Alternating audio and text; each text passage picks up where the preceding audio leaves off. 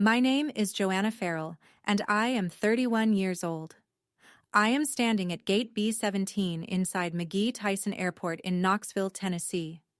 It is 5:14 in the morning. My grandmother Hazel is beside me, both hands wrapped around the handle of a leather suitcase that belonged to my grandfather.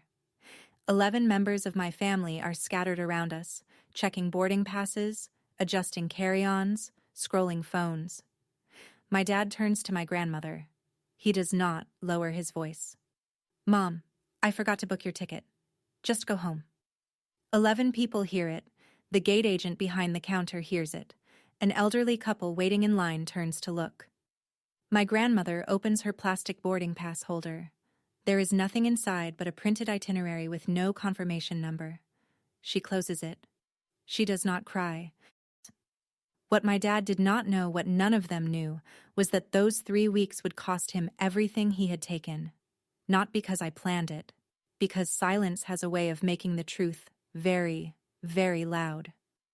Welcome back to Calm Drama Stories, the channel where real family stories unfold with honesty, dignity, and the kind of quiet strength that changes everything. If this is your first time here, drop a comment and be sure to subscribe.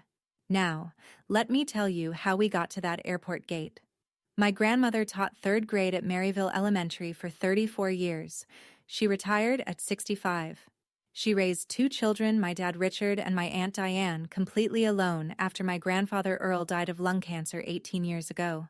She never remarried, never even dated. She said Earl was the only man stubborn enough to love her right. Hazel lives in the same house Earl bought in 1981.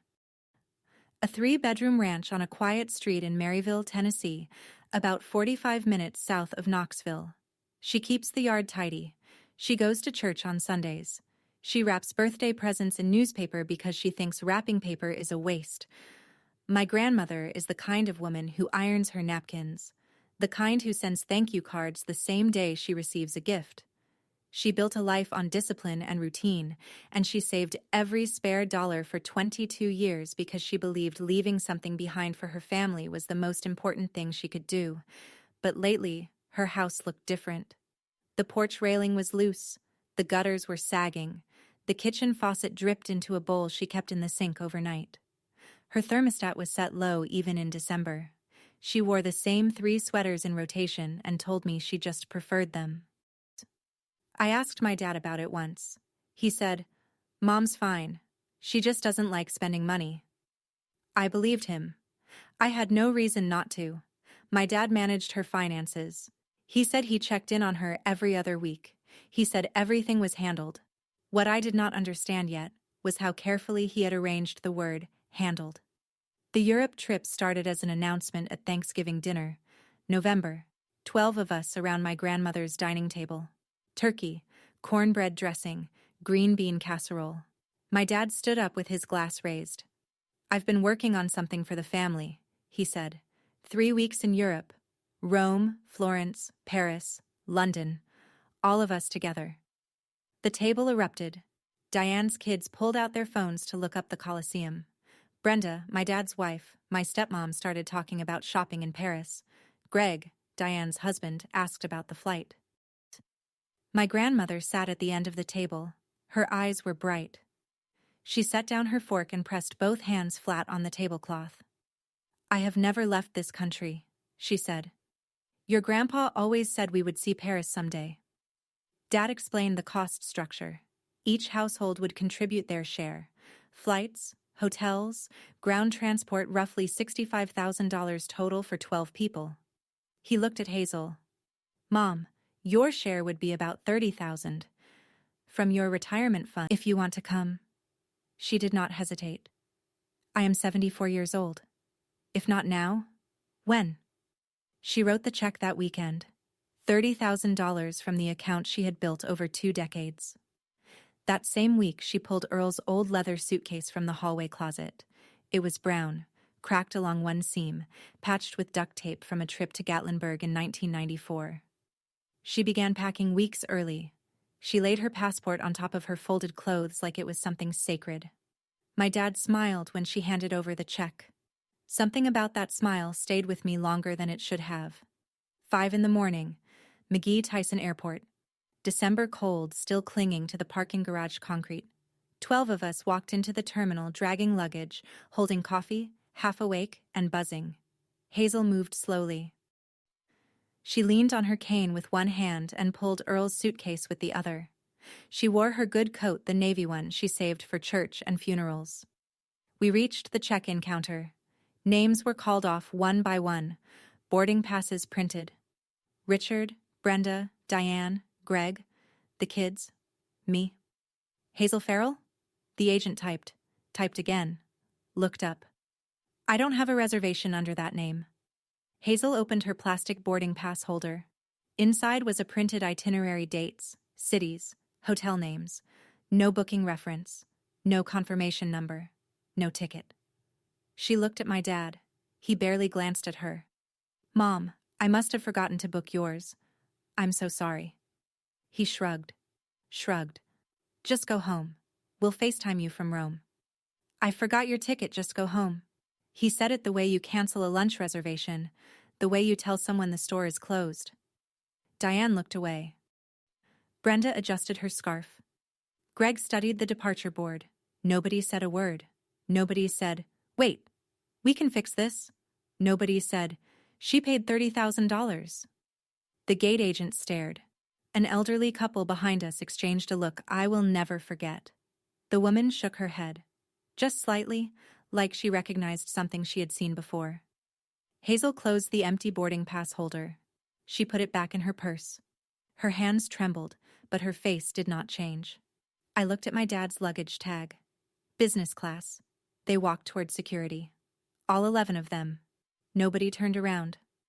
My grandmother stood by the departures board with Earl's suitcase at her side. The overhead lights buzzed.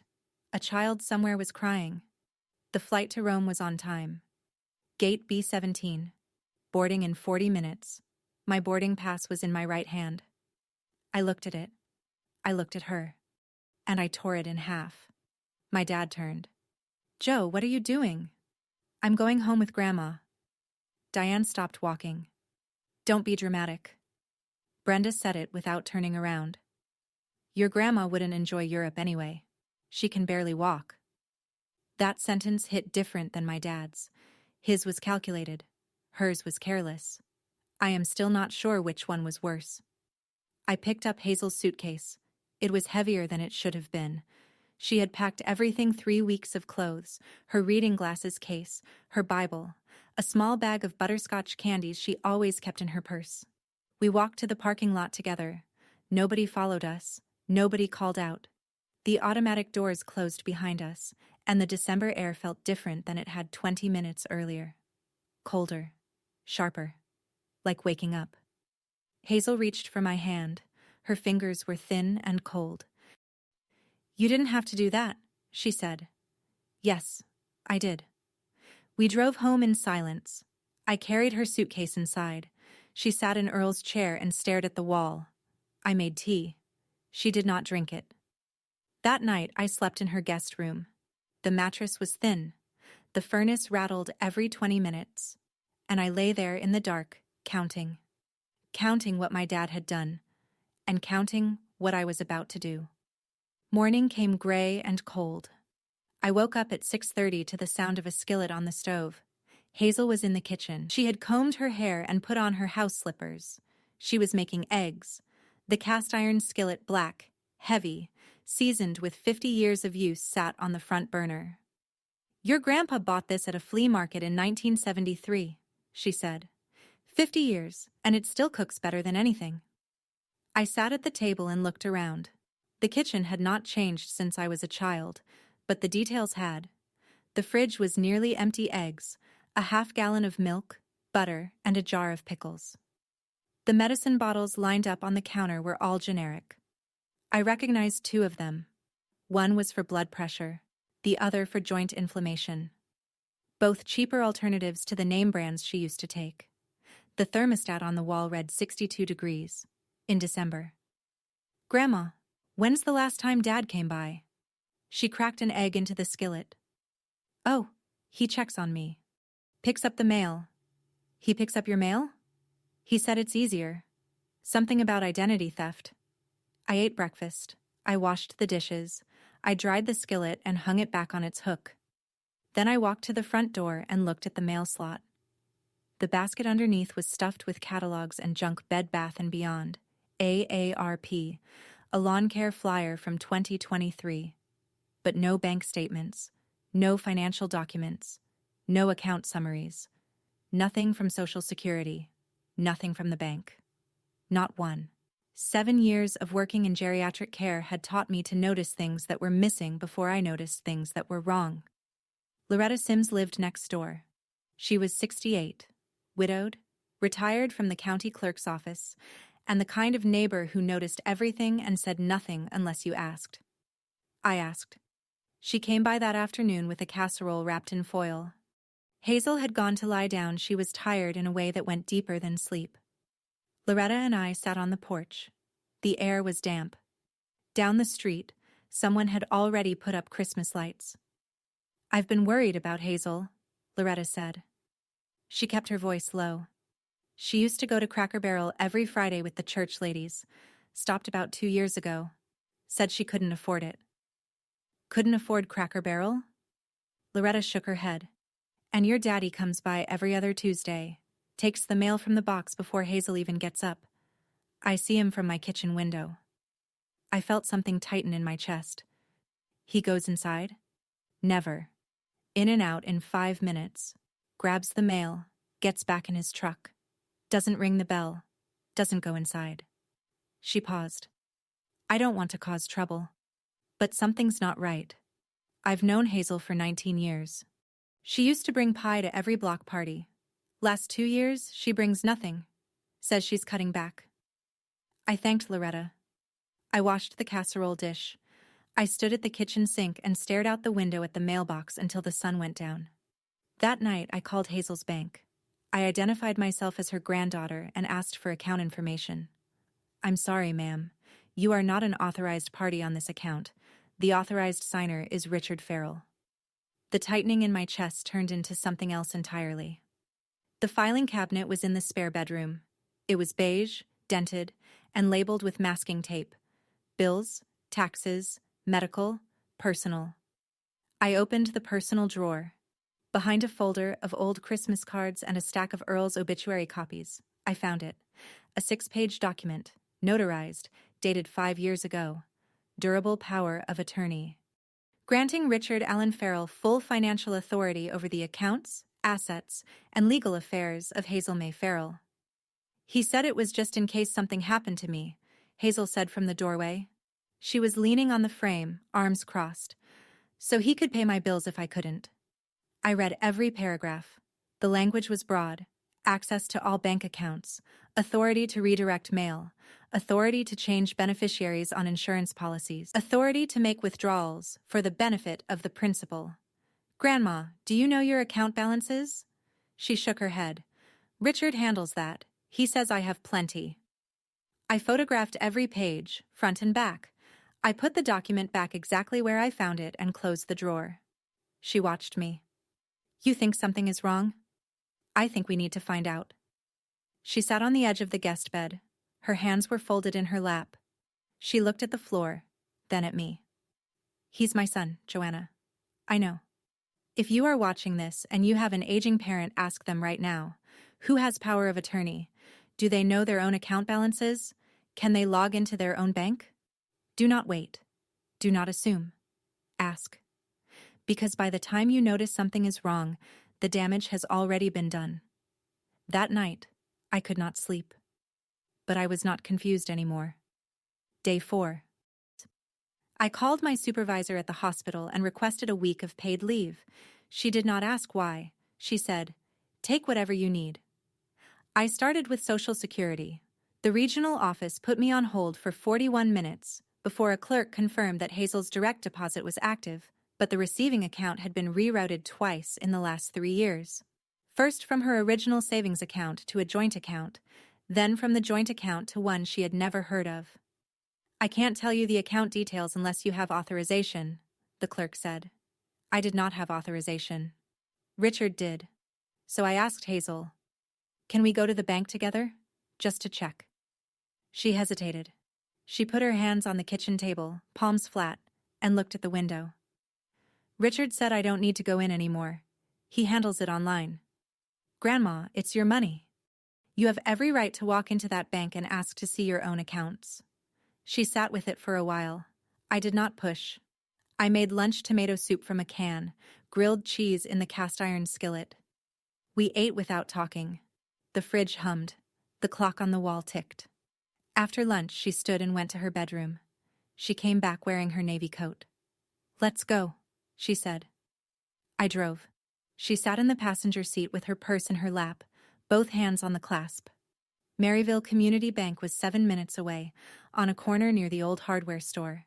She had banked there for over 30 years. What we found inside that building made my hands shake, and I am not someone whose hands shake.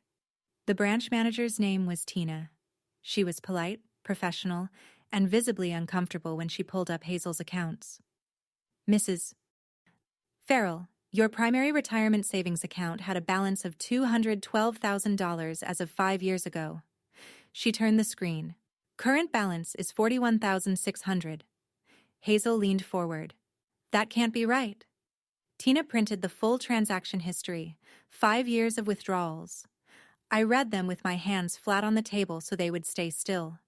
3,000 here, 5,000 there. 12,000 for home repairs in March of 2022, the same year Hazel's gutters started sagging. 8,000 for medical expenses in August of 2023, a month when Hazel's insurance covered every bill. The Europe trip money was the latest. $30,000, withdrawn 8 weeks ago, labeled travel fund. Over $140,000. Gone. Every withdrawal authorized by one name, Richard Farrell. Hazel sat in the vinyl chair. She picked up the printout, read it once, folded it in half, then in quarters. She opened her purse and placed it next to the empty boarding pass holder. She did not cry. She did not raise her voice. She sat perfectly still, the way people do when the world shifts and they need a second to catch up. The branch manager asked if we wanted to file a report with the bank. "Not yet," I said. "We need to see everything first." We drove home. Hazel stared out the passenger window the entire way. She did not speak. She did not turn the radio on. When I pulled into the driveway, she put her hand on my arm. "How long?" she said. 5 years, I said. "At least." She unbuckled her seatbelt, got out, walked to the front door. And for the first time since the airport, I saw her hands stop trembling. She went to the kitchen, opened the fridge, closed it, opened it again. She was not looking for food. She was looking at what was missing. "I saved that money for 22 years, she said. Her back was to me. Started the year after Earl died. Every paycheck, every tax refund, every summer I skipped vacation." She turned around. "I used to calculate it every New Year's Eve. Sat at this table with a pencil and a calculator, wrote the total on a piece of paper and put it in the drawer. 212,000. I was proud of that number. Grandma. Let me say this." She pulled out a chair and sat. "I trusted him because he is my son. I didn't check because I believed a mother shouldn't have to check on her own child." She paused. "That is the part that hurts." She got up and went to her room. The door closed softly. She did not come out for dinner. I heated Loretta's casserole and ate alone at the kitchen table with the bank printout beside my plate. Column after column, year after year, transaction after transaction, each one stamped with Richard's authorization code, each one pulling from a total that had taken 2 decades to build and 5 years to drain. I washed the dish. I put it on the rack. I sat in the quiet house and listened to the furnace rattle. At 11 that night, Hazel came out of her room. She was wearing her robe and her reading glasses. She sat in the chair across from me. The bank printout was still on the table between us. She folded her hands, looked at me, and she said it simply, without drama, without tears. "Help me fix this, baby. Not revenge, not anger, not make him pay. Fix, restore, reclaim. 5 words that told me exactly who Hazel Farrell was underneath the hurt. "We need a lawyer, Grandma. Someone who specializes in this." She nodded slowly. "I don't want Richard in prison." "This isn't about prison. It's about getting your money back and making sure he can never take any more." She looked at the bank printout. "Your grandpa would have burned the house down." "We are not burning anything. We are going to be smarter than that." She smiled. It was small and tired, but it was real. "Earl always said I married up because he married someone smarter." We sat at that table until midnight. I started a list on a yellow legal pad. Bank records, 5 years of statements. POA document photographed. Original still in the filing cabinet. Loretta's testimony, I would ask her to write a statement. Social Security rerouting documented through the phone call. Email access. Hazel's desktop was still logged into the family email hub Richard had set up years ago. Before bed, I texted my colleague Dr. Patel at the hospital. She worked in geriatric medicine and had contacts in every corner of the elder care system. "I need a referral. Elder law attorney, East Tennessee. Urgent." She texted back in 3 minutes. "Marcus Webb, best in the region, he does not lose." I saved the name, set my alarm for 7. And for the first time in 4 days, I fell asleep before midnight. Not because I felt better, because I had a plan. And a plan is the first thing that separates grief from action. Day 6. My phone buzzed with a photo notification from the family group chat. Richard's face in front of the Coliseum, arm around Brenda, both of them in sunglasses. Caption: "Day 3 in Rome, living the dream." I scrolled. Diane in a designer scarf at the Spanish Steps. Greg and the kids eating gelato on a cobblestone street. Brenda at a wine tasting, holding a glass up to the camera with the Tuscan hills behind her. Richard texted Hazel separately. A Trevi Fountain selfie. "Miss you, Mom. Wish you were here?" Hazel was sitting in Earl's chair when the text came in. She read it. Then she turned her phone face down on the armrest and went back to her crossword puzzle. She did not reply. I picked up her phone after she went to bed. I opened the group chat and scrolled to the flight confirmation thread from weeks earlier. Richard had shared a screenshot of the booking, 12 names, 12 tickets. I zoomed in. Hazel's name was not on it. It had never been on it. Then I checked the booking details he had forwarded to himself. 3 passengers upgraded to business class. Richard Farrell, Brenda Farrell, Diane Mitchell. Cost per upgrade, $4,200. Payment method, account ending in 7841, account 7841. Hazel's savings account. They were touring Europe on my grandmother's retirement savings. Sipping Prosecco she had been too frugal to buy for herself. Sleeping in hotels upgraded with money she thought was sitting safely in her bank. I set the phone down. I opened my laptop. And that was when I found the email that changed everything. Hazel's desktop computer was in the spare bedroom. An old Dell, slow and humming. Richard had set up the family email years ago, a shared hub where he managed household correspondence, forwarded bank notifications, and handled travel bookings. Hazel never used it. She did not know the password. She did not need one. The browser was still logged in. I opened the sent folder. Sorted by date. 3 months before the trip, I found it. From Richard Farrell to Diane Mitchell. Subject: Trip logistics. The second paragraph. Don't book Mom's ticket. Tell her we'll handle it. She won't even notice the money's gone. I read it twice, then a third time. Every word sat in my chest like a stone. She won't even notice the money's gone. Below that, a forwarded chain. Richard to the travel agent, same week. Upgrade Farrell party 3 seats to business class, charge to account ending in 7841. Account 7841. The same account. Hazel's savings. I opened the file Hazel kept in her purse. The printed itinerary Richard had given her, the one she had slipped into her plastic boarding pass holder weeks before the trip. It looked legitimate. Dates, cities, hotel names. But no booking reference number, no confirmation code, no airline record locator. A fake, designed to make a 74-year-old woman believe she had a seat on a plane that was never hers. I forgot your ticket. He did not forget. He never bought it. The plan was always to leave her standing at that gate. I plugged in a USB drive.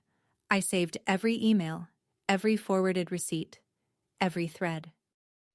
I labeled the folder Evidence and ejected the drive. I closed the laptop, and I called Marcus Webb, Day 8, Knoxville. Marcus Webb's office was on the second floor of a brick building near Market Square. Small firm, 4 attorneys, elder law focus. The waiting room had vinyl chairs and a framed print of the Smoky Mountains. Marcus was 48, tall, gray at the temples. He wore a blue tie and reading glasses that he pushed up every few minutes. His desk was neat, a yellow legal pad centered, 2 pens parallel. Hazel sat across from him in her navy coat. I sat beside her. I placed the USB drive, the photographed POA, the bank printout, and Loretta's handwritten statement on his desk. He read everything. 22 minutes of silence while he turned pages and scrolled files. Then he looked at Hazel. Mrs. Farrell, this is textbook financial exploitation of a vulnerable adult. Tennessee Code, Section 71-6-117. He laid out the options. 1. File an emergency petition to revoke the power of attorney. 2. Civil suit for recovery of all misappropriated funds. 3. Referral to Adult Protective Services for a formal investigation. 4. Potential criminal referral to the district attorney. Hazel sat straight. I just want my money back, and I want my name on my own accounts. Marcus nodded. We can do that.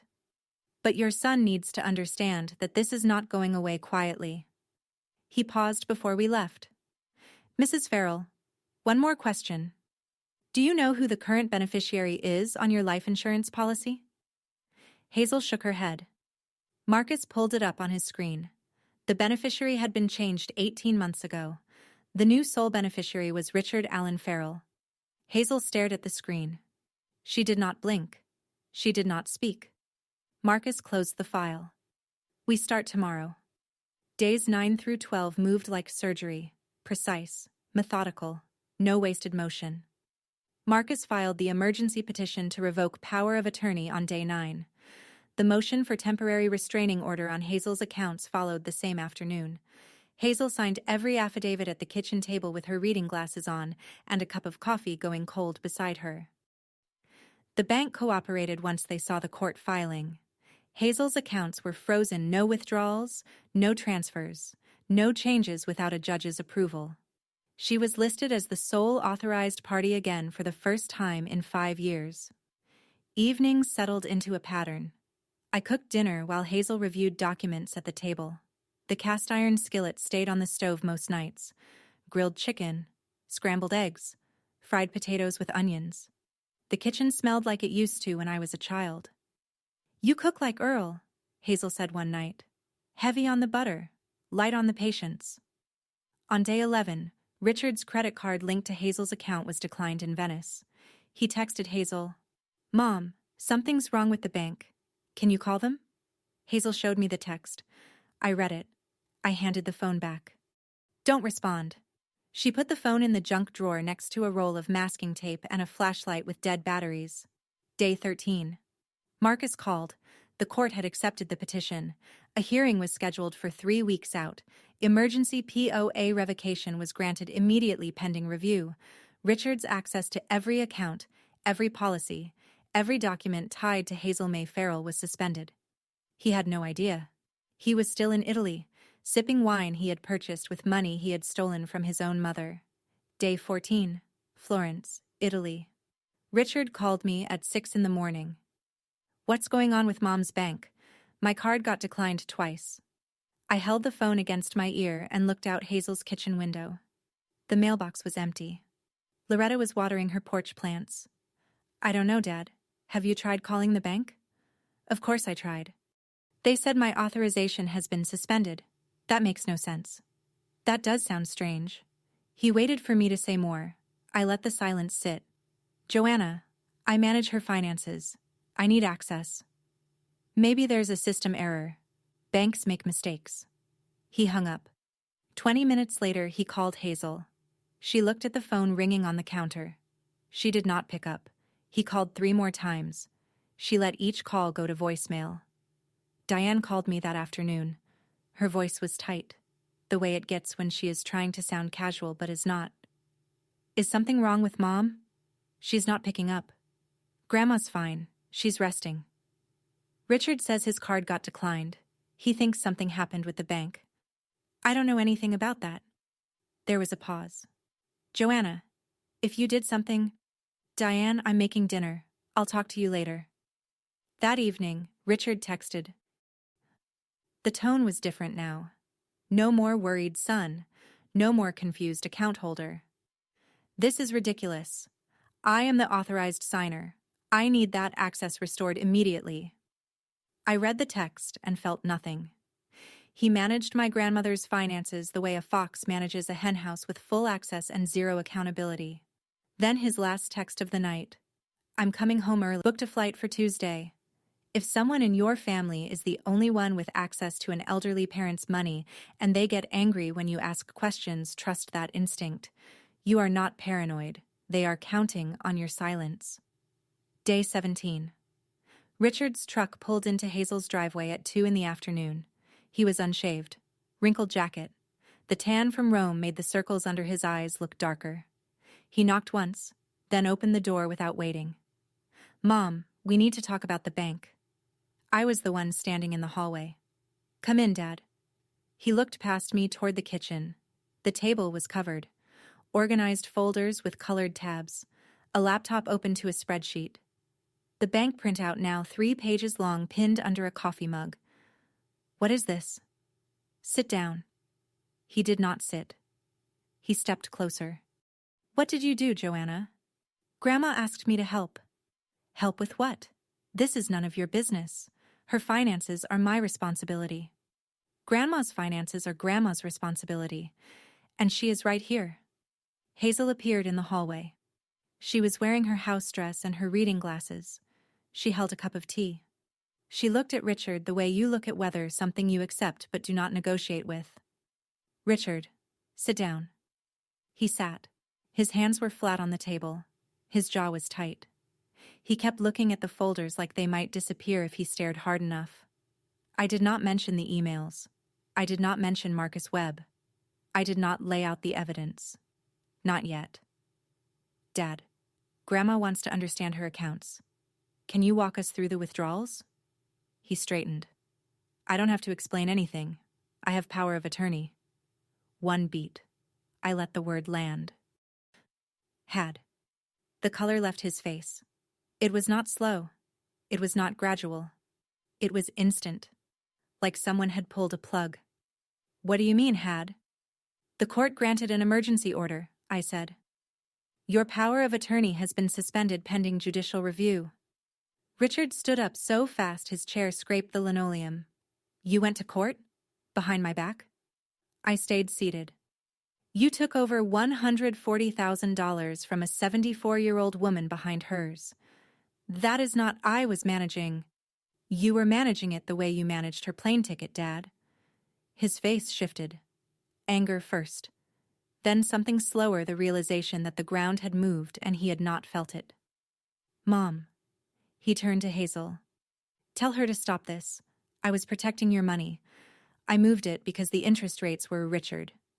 Hazel set her tea on the counter. I have seen the bank statements. All of them. Mom, you don't understand how these accounts work. I understand that I had $212,000 5 years ago, and now I have $41,000. He went quiet. The refrigerator hummed. The furnace clicked on down the hall. I can explain every transaction. You can explain them to Marcus Webb, I said. Our attorney. The word landed. Attorney. His mouth opened, closed, opened again. Attorney. Mom, you don't need a lawyer. I'm your son. Hazel did not flinch. A son who forgot my plane ticket. Silence. The kind that fills a room like water. Richard picked up his jacket from the back of the chair. He did not look at the folders. He did not look at the bank printout. He did not look at me. He walked to the front door and slammed it hard enough to rattle the cast-iron skillet on its hook. Through the window, I watched his truck back out of the driveway. He was on the phone before he reached the street. The next morning, Diane called from Paris. The rest of the family was still there, 3 days left on the trip. "Joe, what is happening? Richard is losing his mind. He says you hired a lawyer? Did you know he was taking Grandma's money?" Silence. Not the kind that means surprise, the kind that means calculation. "He was managing things. Mom doesn't understand finances at that level. He took over $140,000, Diane. Did you know?" Another pause. "Look, Richard handles the family accounts. Whatever he did, I wasn't part of it. The bank records show a $25,000 transfer to your account 2 years ago, labeled home renovation. Was that also managing Mom's money?" Her breath caught. "That was different. Richard said Mom wanted to help with my kitchen." "Did you ask Mom?" "Nothing." "Did you?" "Nothing." She hung up. I set the phone on the counter and looked at the ceiling, and for a moment, a brief, unwanted moment, I remembered Diane at family Christmases when I was a child. She always sat at the edge. Hazel would be in the kitchen with Richard, helping him with the turkey, laughing at his jokes. Diane would be in the living room, folding napkins nobody asked her to fold. Once, when she was maybe 40, I heard her say to Greg, "Mom always preferred Richard, even when he didn't deserve it." I understood the wound. I did not forgive the theft. Those are two different things, and confusing them is how people talk themselves into excusing what should never be excused. 2 hours later, Loretta texted me a screenshot she had taken from Diane's Facebook. A post, hastily deleted. "Family is complicated. Sometimes the people who judge you the hardest are the ones who never had to struggle." I saved the screenshot, and I went back to work. Day 19. Marcus Webb's office. He had cleared his afternoon. The yellow legal pad was full. He pushed his glasses up and laid out the strategy like a blueprint. POA revocation granted, emergency order already in effect. Civil suit filed. Demand for return of $140,000 in misappropriated funds, plus legal costs. Adult Protective Services notified. Case investigator assigned. Investigation opened. Life insurance beneficiary change flagged as potential fraud. Hazel never authorized the modification. We have her sworn statement. He turned to Hazel. "When does the rest of your family return from Europe?" 4 days, she said. "I would like to be present when you speak with them.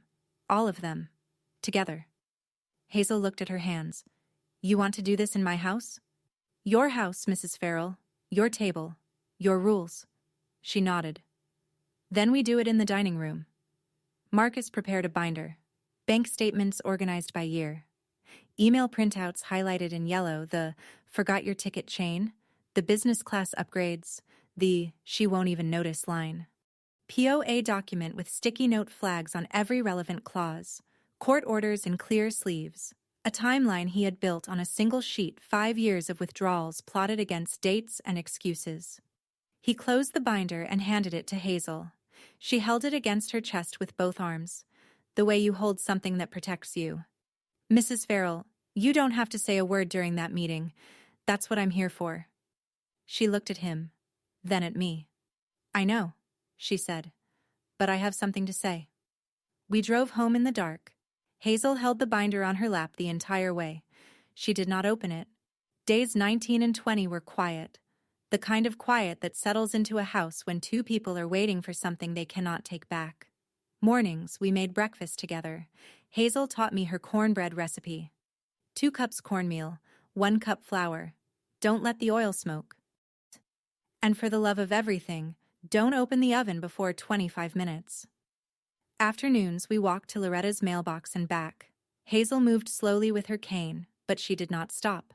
She told me stories about Earl, how they met at a VFW dance in 1970, how he proposed with a ring made from a bent quarter because he could not afford a real one, how he burned the toast every single morning for 40 years and never once tried to improve. "I don't hate Richard," she said on the second walk. The air was cold enough to see her breath. "That is what makes this hard. I hate what he did. But I raised him. You can love someone and still hold them accountable." She looked at me. "That is what your grandpa used to say." word for word. On the porch that evening, she asked how I had noticed the discrepancies: the missing mail, the low thermostat, the empty fridge. Grandma, I work with elderly patients every day. I notice when someone is living below their means. I notice when mail goes missing. I notice when the thermostat is set 20 degrees lower than it should be. I looked at her. I notice everything. That is my job. She reached over and squeezed my hand. Day 20. Richard left a voicemail. His voice was flat, controlled, performing calm. Mom, I'm coming home Tuesday. We need to talk. Just the two of us. Hazel played the message once and deleted it. The night before the family returned, I could not sleep. I lay in the guest bed and stared at the ceiling. The furnace kicked on and off. Down the hall, Hazel's bedroom was dark. Outside, Loretta's porch light flickered. I had used 2 weeks of paid time off. My supervisor had texted that afternoon. No rush, your patients are covered. She did not ask for details. She did not need to. My phone showed 3 missed calls from Richard, 2 from Diane, 1 from Brenda. Her message was careful, rehearsed. Joanna, please call me. This is getting out of hand. We can work this out as a family. I set the phone on the nightstand and pressed my palms against my eyes. This was my father. The man who taught me to ride a bicycle in the driveway of this house. The man who drove me to nursing school orientation at the University of Tennessee and helped me carry my boxes up 3 flights of stairs. The man who cried at my graduation and told me he was proud of me. The man who stole $140,000 from his own mother and left her standing at an airport gate with an empty suitcase and a fake itinerary. People ask me if I felt betrayed. The truth is simpler and worse. I had been watching elderly patients get exploited by family members for 7 years. I knew the playbook. I recognized the patterns: the redirected mail, the broad POA, the isolation, the lifestyle gap. What I did not know was how much it would hurt when the perpetrator shared my last name. I did not cry. I opened my laptop. I reviewed Marcus's timeline one more time. Every date, every dollar, every lie. Tuesday morning, 7 sharp. Marcus Webb's gray Volvo pulled into the driveway. Marcus arrived carrying a leather briefcase and a calm that filled the room. He set the evidence binder on Hazel's dining table and straightened his tie. I arranged the chairs. 6 around the table. Marcus at the head, Hazel to his right, me beside Hazel. 3 chairs across the table. For Richard, Diane, Brenda. The same table where Hazel had hosted Thanksgiving for 30 years. The same table where my dad had stood with his glass raised and announced the Europe trip that was never meant to include his mother. Hazel came out of her bedroom in her church blouse cream with small pearl buttons. She wore her pearl earrings. She had pressed her slacks and combed her hair back the way she always did for occasions. If we are doing this, she said, I am going to look like myself. I straightened the folders on the table. Bank statements tabbed by year 2021 through 2025. Emails printed and highlighted. The POA document with sticky note flags. The fake itinerary next to the real booking receipt. Marcus's timeline spread across the center like a map. Hazel sat in her chair and folded her hands. Marcus opened his briefcase and placed a pen beside his legal pad. Mrs. Farrell, he said, when your son walks in, you do not have to say anything. That is what I am here for. She looked at him steadily. I know, but I have something to say. The coffee maker beeped. I poured 3 cups, set them on the table. The house smelled normal coffee, old wood, the faint lavender of Hazel's linen spray. Normal and familiar, and completely irreversible. At 9:47, Richard's truck pulled into the driveway. Diane's rental was right behind him. Richard came through the door first. He was tan. New jacket. Loafers that looked like they had been purchased somewhere between Florence and London. He saw Marcus at the table and stopped in the doorway. Who is this? Sit down, Dad. Diane came in behind him. She was carrying her purse in both hands close to her body. She saw the folders on the table and the color drained from her neck upward, the way a tide rises in reverse. Brenda followed. She looked at me, then at Marcus, then at the table full of documents. Her mouth opened, but no words came. "Grandma invited you here," I said. "Please sit." Richard did not move. "I am not sitting down until someone tells me who this man is." Marcus stood. He buttoned his jacket with one hand and extended the other. "Marcus Webb, I represent your mother, Hazel Farrell, in the matter of financial exploitation and breach of fiduciary duty." Richard did not shake his hand. His arm dropped to his side. "This is insane, Mom. Sit down, Richard." Hazel's voice was not loud, it was level. The same voice she had used for 34 years in a third-grade classroom when children would not listen. He sat. Diane sat. Brenda sat. The room was silent except for the refrigerator and the slow tick of the clock on the wall above the stove. 6 people at a table. 3 coffee cups. 1 evidence binder. Marcus picked up his pen. He opened the binder to the first tab. The room smelled like coffee and lavender and the quiet inevitability of something that had been coming for 5 years. Marcus opened the binder. On March 12, 2021, Mrs. Farrell granted power of attorney to Richard Allen Farrell. Marcus's voice was flat, professional, the kind of voice that does not need to raise itself to be heard. He turned the pages, year by year, line by line. 2021, $18,000, categorized as home maintenance. Mrs. Farrell, were any home repairs conducted that year? No, Hazel said. 2022, $31,000, categorized as medical expenses. My insurance covered everything, Hazel said. 2023, $27,000, categorized as investment management. Marcus looked at Richard. Mr. Farrell, can you provide documentation of any investment account opened in your mother's name? Richard said nothing. 2024, $34,000. This includes a $25,000 transfer to Diane Mitchell's personal account, categorized as home renovation. Diane looked at the table. Her fingers curled around the edge of her purse strap. 2025, $30,000, categorized as travel fund. Marcus paused. This is the amount Mrs. Farrell contributed toward the family trip to Europe, the trip from which she was excluded at the airport. He placed the fake itinerary on the left side of the table. Beside it, the real booking receipt. This is what Mrs. Farrell received. He tapped the itinerary. No booking reference, no confirmation number, designed to look like a ticket that never existed. He tapped the receipt. This is what was actually booked.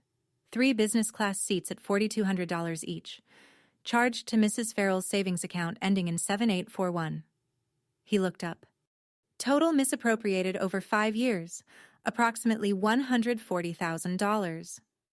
Richard's face had gone from red to white. His hands were flat on the table. His knuckles were the same color as the tablecloth. Diane had not looked up since the $25,000. Marcus turned to the next tab. I would like to enter into record 2 email communications. Richard shifted in his chair. Those are private. They are evidence, Mr. Farrell. Marcus read aloud. His voice stayed even. Email from Richard Farrell to Diane Mitchell. Subject: Trip logistics. Second paragraph. Quote. He paused, looked at the page, then at Richard. Don't book Mom's ticket. Tell her we'll handle it. She won't even notice the money's gone. The room went still. The clock ticked. Brenda's hand went to her mouth. She won't even notice the money's gone. I spoke for the first time since the presentation had begun. I kept my voice low, steady. The same voice I use at the hospital when I am telling a family something they do not want to hear. You told her you forgot, but you never bought the ticket. You planned to leave her at that gate from the beginning. Richard's jaw tightened. That is not... She was not going to enjoy it. Brenda grabbed his arm. Richard, stop talking. Diane looked up. I did not write that email. Marcus turned a page. You are listed as a recipient, Ms. Mitchell, and you responded. He read. Got it. I will tell her we are handling everything. Diane closed her eyes. Hazel had not spoken since the beginning of the presentation. She sat with her hands folded. Her back was straight. Her pearl earrings caught the overhead light. She watched Marcus the way you watch someone doing careful, necessary work. Richard was leaning forward now, elbows on the table, head down. The tan looked wrong on him. Golden skin stretched over a man who was falling apart. Marcus was not done. Richard looked up. His eyes were wet. Not from remorse. From exposure. Mom, I was trying to help you. That money was going to waste sitting in that account. Marcus did not let it land. Going to waste, in a retirement savings account earning interest, while your mother set her thermostat to 62 degrees in December to save on utilities. Richard stood. The chair scraped backward. This is entrapment. You went through my email. That is illegal. The email was accessed on a computer owned by your mother, logged into an account you configured under her credentials. The court will determine accessibility. Richard turned to me. His voice cracked, not breaking, splintering. You did this. You turned Mom against me. I sat still. Grandma is right here, Dad. She has been here the entire time. You just stopped seeing her. He paced. 2 steps to the window, 2 steps back. I was managing everything, the house, the bills, the insurance. You changed her life insurance beneficiary to yourself 18 months ago, Marcus said, without her knowledge or consent. That stopped him. Brenda spoke for the first time. Her voice was thin. Can we settle this? Without court? What if we give the money back? Marcus. Restitution will be discussed with the court. Adult Protective Services has been notified and has opened an investigation. Richard's voice dropped. You called APS? On your own father? I looked at him. I called APS on someone who exploited a vulnerable adult. That is what I do. I do it at work. I do it here. There is no version of this where family is an exception. He stood in the middle of the room, hands at his sides. The jacket from Italy hung wrong on him now. Marcus turned to Hazel. He nodded once, gently, and set his pen down. Hazel unfolded her hands. She placed them flat on the table the way she had placed them on the Thanksgiving tablecloth 10 months ago when Richard announced the trip that was never meant to include her. She looked at her son. I saved that money for 22 years, every paycheck. Every summer I did not take a vacation. Every Christmas I bought myself one present so I could put the rest away. Her voice was not shaking. It was not raised. It was the steadiest voice in the room. I signed that paper because you said you wanted to help. And I believed you because you are my son. Because a mother should not have to check behind her own child. She paused. I do not want you in jail. I do not want to never see you again. But I want my name on my own accounts. I want my mail coming to my own mailbox. And I want you to understand something. She leaned forward. Just slightly. Just enough. What you did to me at that airport in front of our entire family, that is the moment I stopped trusting you. She repeated his words back to him. Slowly. Clearly. I forgot your ticket. Just go home. She shook her head. You did not forget anything. You just thought I would not matter enough for anyone to stay. She looked at me. But someone stayed. Richard did not move. His eyes were wet. He was not crying. He was somewhere past crying, the place where the body recognizes damage before the mind admits it. Diane spoke softly. Mom, I am sorry. Hazel turned to her. I will believe that when you return the $25,000, Diane. Diane closed her mouth and did not open it again. Marcus straightened his papers. The court hearing is scheduled in 9 days. You will each be served. Richard stood. He buttoned his jacket.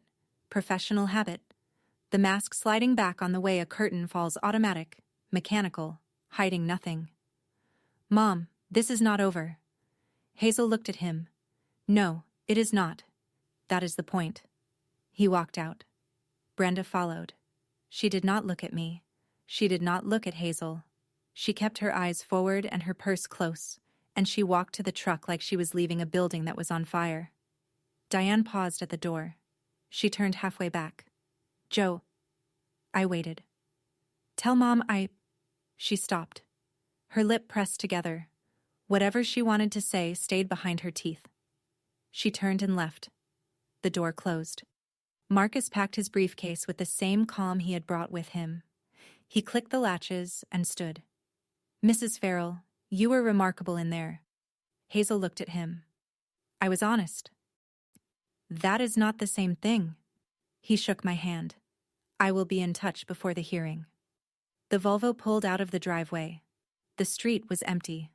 The Christmas lights on the neighbor's house blinked red and green in the gray afternoon. Hazel and I sat in the dining room. The coffee cups were still on the table. The binder was still open to the last page. I thought I would feel better, Hazel said. Do you? She considered this. I feel lighter. That is different from better. But I will take it. She stood, walked to the kitchen, took the cast iron skillet down from its hook. Are you hungry? I think I need to make something. I followed her, and we cooked. 2 months later, the court ruled. Power of attorney permanently revoked.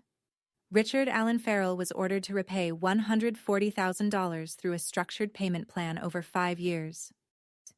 The court imposed a lien on his personal assets to secure the obligation. Diane was ordered to return the $25,000 she had received. Adult Protective Services substantiated the investigation. Richard was flagged for elder financial exploitation under Tennessee Code 71-6-117, Hazel-6-117. Hazel declined to pursue criminal charges. The record would follow him regardless. The life insurance beneficiary was restored to its original designation, split evenly between a scholarship fund at Maryville Elementary, where Hazel had taught for 34 years, and me. Richard sold his boat and a timeshare in Pigeon Forge to begin the first installment. He and Brenda moved to a smaller house in a subdivision on the other side of Knoxville. They have not spoken to me since the hearing. I do not expect them to. Diane mailed a cashier's check for $25,000. No note, no card, no phone call. The envelope had a Nashville return address. That is the last I heard from her. Hazel's house looks different now. New gutters, new porch railing. The kitchen faucet no longer drips. The thermostat is set to 72. The fridge is full. Milk, eggs, butter. The good cheese, she used to say, was too expensive. She goes to Cracker Barrel with the church ladies every Friday again. Loretta brings a casserole every Sunday. She says Hazel looks 10 years younger. Hazel says she feels 10 years younger. Turns out betrayal ages you, and truth takes it back. I drive to Maryville every Saturday, 45 minutes each way. I do not mind. Earl's leather suitcase sits in the hallway closet now. Inside it are 2 plane tickets to Paris, Hazel and me, October. I want to see the Eiffel Tower at night, she told me. Earl always said it looks like it is breathing. Saturday afternoon. Hazel's kitchen. The cast iron skillet is on the stove. Cornbread batter in a bowl. She measures the cornmeal the same way she has for 50 years, 2 cups, leveled with a butter knife.